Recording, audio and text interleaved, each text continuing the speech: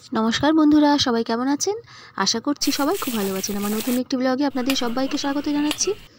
এই যে আজকে দিনটা কিন্তু হলো আজ হচ্ছে শুক্রবার। Good morning. বাইরের আকাশটা দেখো, একদম মেঘলা। কাল রাতে কি বৃষ্টি, হঠাৎ কারেন্ট অফ হয়ে গেল, ব্যাস আর বৃষ্টি শুরু।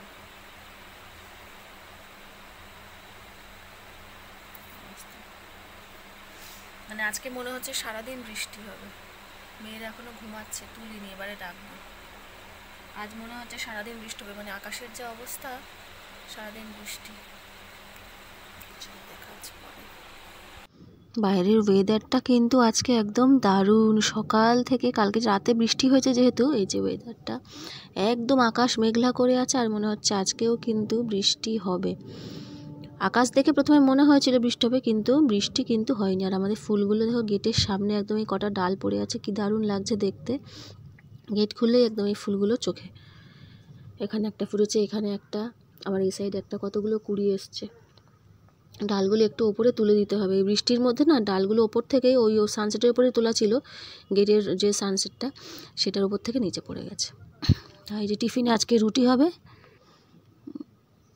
রুটি বানিয়ে নিচ্ছি। মা আটা ফাটা মেখে দিয়েছে, আমি বেলে নিয়ে আর এই যে শিখে ভেজে নেবো রুটিটা। আর এখানে হচ্ছে কুমড়ো আলুর তরকারিটা বসিয়েছি, আগে তরকারিটা বসিয়ে দিয়েছি, তারপরে রুটিটা বেলে আর এটা শিখে নিচ্ছি। আর এই ছোটো গ্যাসটার একদম অল্প জ্বলছে, ওই জন্য খুব অসুবিধা হচ্ছে। গ্যাস যদি কম জ্বলে না, রান্না করতে কিন্তু আমার খুব অসুবিধা, কারণ অনেক তাড়াহুড়ো করে আমি রান্না করি, আর দুদিকেই রান্না হয় আর কি।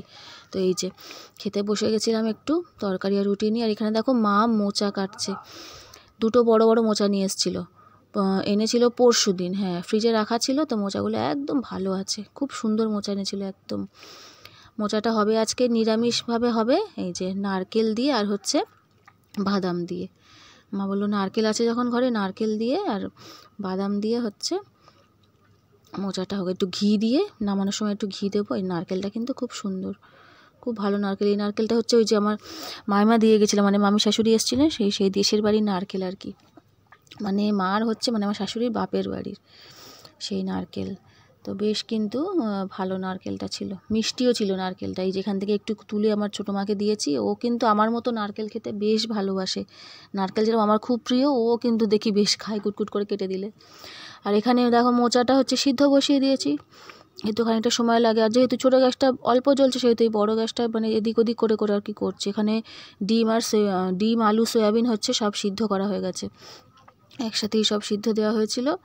আজকে বললো, মানে ওর ইচ্ছা হয়েছে সয়াবিন দিয়ে ডিমের ঝোল খাবে, তো কোনোদিন আগে করা হয়নি, ভালোই লাগে বেশ খেতে। আমি ও বাড়িতে খেয়েছি, কিন্তু এখানে কোনোদিন করা হয়নি আর কি। বেশ ভালো লাগে কিন্তু ডিমের ঝোলের মধ্যে সয়াবিন দিয়ে দিলে না। আর এই যে ডিমগুলোকে সব একসাথে ভেজে নেবো। একটা ডিম একটু ফেটে মতে গেছিলো, ওটা রেখে দিয়েছি, ওটা এর মধ্যে দেবো না, তা নাহলে আবার ভাজতে গেলে ফেটে যাবে, মানে ভেঙে যাবে আর কি। আর এই ডিমগুলো যখন আমি ভাজি না, একটু এরকমভাবে খুন্তি দিয়ে দু সাইডটা বা তিন সাইড এরকম একটু কেটে কেটে দিই, তাহলে না যখন ডিমের ঝোল করা হবে তখন কিন্তু মশলাটা ভালো করে ভেতরে একটু ঢুকে যাবে, তা নাহলে ডিমের ভেতরটা একদম পুরো সাদা হয়ে থাকে। তো সেই কারণে একটু এরকম খুন্তি দিয়ে বা ছুরি দিয়ে হোক কেটে কেটে দিই, দুদিক তিন দিক করে, তাহলে মশলাটা একটু ঢুকে যায়। আর ডিমটা ফাটেও না, নাহলে কিন্তু অনেক সময় দেখা যায় এমনি ডিম ফেটে যায় তেলের মধ্যে, ছটাক করে ডিম হয়তো ফেটে গেল। এই যে এখানে ডিম ভাজা হয়ে গেছে। আজকে সবই সিদ্ধ করেই করছি, কারণ আজকে সয়াবিন দিয়ে যেহেতু ঝোল খাবে বলেছে। আর এখানে এই যে মশলাগুলো সব করে নিয়েছি, পেঁয়াজ আর রসুন একটু গ্রেট করে নিয়েছি একসাথে গ্রেটারে, টমেটো গ্রেট করে নিয়েছি, আর এই যে কাঁচা লঙ্কাগুলো মাঝখান থেকে একটু ফাটিয়ে নিয়েছি। মোচাটা দেখো এদিকে সিদ্ধও কিন্তু হয়ে গেছে।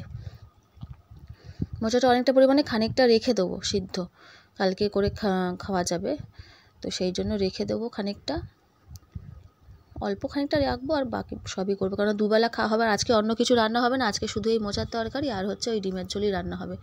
বললো আজকে আর কিচ্ছু করতে হবে না। এই যে এইগুলো কিন্তু আমি কেটে নিয়েছি, নারকেলগুলো কুচি কুচি করে কেটে নিয়েছি, ছুরি দিয়েই তুলে কুচি কুচি করে কেটে নিয়েছি।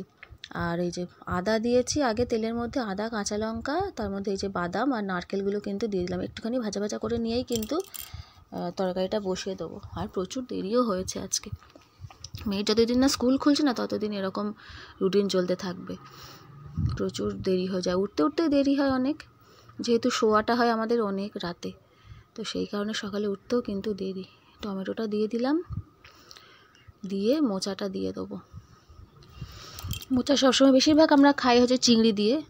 যারা এইভাবে নারকেল বা বাদাম দিয়ে করে খাননি কখনো, একবার কিন্তু অবশ্যই ট্রাই করে দেখুন, দারুণ লাগে কিন্তু খেতে নিরামিষ মোচা।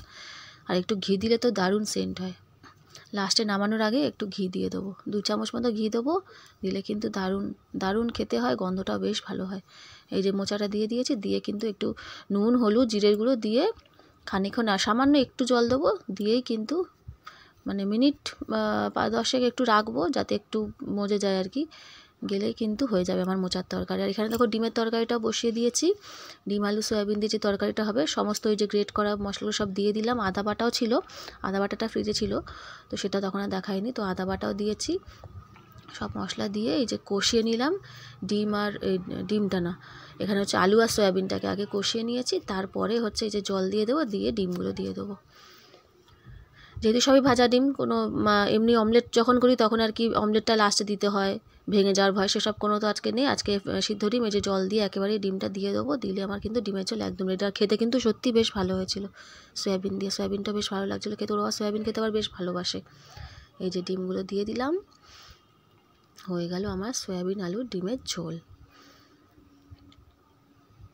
ঝোল ঝোল একটু বেশি করে করতে হয়, কারণ আমার বড় মা হচ্ছে একটু ঝোল ঝোল খায় তরকারিতে, বললো বা হচ্ছে মানে একদম শুকনো শুকনো খেতে পারে না ও, আমরাও খাই, আর ওরও আবার একটু লাগে, যদি রুটি বা পরোটা খায় রাতে করে, ও হচ্ছে লাগে ওর একটু ঝোল। এখানে দেখো কী কী তরকারি করেছি, এই যে মোচার সব তো দেখালামই, মোচার তরকারি হয়েছে, এই যে একদম ফাইনালি এই রকম হয়েছে দেখতে, ডিম আলু সয়াবিনের ঝোল। এখানে দেখো শসা, পেঁয়াজ, টমেটো সব কাটা, আর ওখানে হয়েছে ডাল। এই হচ্ছে আজকে আমাদের সিম্পল একদম ছোট্ট খাওয়া দাওয়া। বন্ধুরা, গুড ইভিনিং। এই যে চা নিয়ে বসে পড়েছি সন্ধেবেলা। দুপুরবেলা খাওয়া দাওয়ার পরে আর কোনো ভিডিও করার কথা মনে থাকে না, যে ওপরে এসে একটু ভিডিও করবো। সোজা সোজা সন্ধেবেলা দেখা হয় দুপুরবেলাটা। কি খাচ্ছ? নিমকি? আর তোমাকে আমি হেলান দিতে বলেছি, শুতে বলেছি? এই বালিশটা কি জন্য দিয়েছি আমি? মানে একটু হাই করো, হাই হাই। ওটো ধরে বসেছে, ওটো ধরে নিয়ে বসেছে, নিমকি খাচ্ছে, খাওয়া হয়ে গেছে, ঘুগনি দিয়ে মুড়ি খেলো, খাওয়া হয়ে গেছে, এবারে হচ্ছে একটু নিমকি খাওয়ার ইচ্ছা হয়েছে। এই দেখো কেড়ে নিল তার থেকে। তুমি খাবে? তুমি এখন তোমার খাবারটা খাবে, তারপরে খাবে এটা, ঠিক আছে? ঠিক আছে। ওর এখন আন্টি আসেনি, বড় মার আসবে। হ্যাঁ, একটু স্বস্তি, কালকে যে বৃষ্টিটা হয়েছে একটুখানি মনে হয় ঠান্ডা, মানে অন্য দিনের থেকে জ্বালানি গরম যেন ফ্যানের তলায় বসে বসে ঘামে, সেই জিনিসটা কিন্তু নেই, অনেকটা কিন্তু ঠান্ডা হয়েছে। দেখাচ্ছি পরে। এই যে নিচে চলে এসেছি রাত্রেবেলা, এসে একটু রুটি বানিয়ে নিলাম, আটা মাখাই ছিল সকালে, যেহেতু রুটি টিফিন হয়েছিল রুটি।